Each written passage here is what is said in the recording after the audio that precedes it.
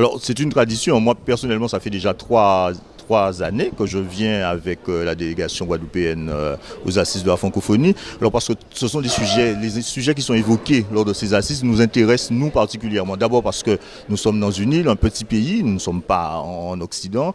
Les difficultés de la presse, nous les connaissons aussi. Et puis, ça nous permet de partager avec l'ensemble de la presse francophone. Alors, pour des raisons culturelles, bien entendu, puisque nous partageons la même langue, mais surtout parce que aussi, ça nous permet, dans un monde qui évolue constamment dans le domaine des médias, ça nous permet d'échanger sur les contraintes du métier, sur l'évolution des supports qu'on a, qu'ils soient en papier, en radio ou en télévision, de bien connaître aussi les problèmes que rencontrent nos confrères. Et évidemment, ça nous permet d'évoluer parce que ça nous permet de créer du réseau aussi, parce qu'il est clair que la solution pour que nous puissions sauver nos métiers, c'est le partage, c'est la solidarité, l'échange et la formation.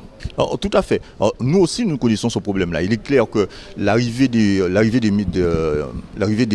médias, des nouveaux médias, notamment des réseaux sociaux, de la télévision numérique, de l'Internet, a bouleversé la profession. Et il est clair que de plus en plus, il est question d'abord de faire la différence entre ces médias, ces réseaux qui sont les réseaux sociaux dont on parle tout le temps et qui diffusent de l'information, faire la différence avec le vrai journalisme qui a des obligations, une déontologie, qui doit vérifier ses sources et qui est en général dans des médias payants et qui est très différent de ce qu'on trouve soit dans les gratuits, soit sur les réseaux sociaux. Alors il y a cette première problématique-là. Et puis la deuxième, c'est le financement des médias, parce qu'on voit bien qu'on a un lectorat qui s'étiole. Il y a de moins en moins de personnes qui lisent des journaux, ou même les jeunes ne regardent plus la télévision. Tout le monde est sous des tablettes ou carrément sous des téléphones.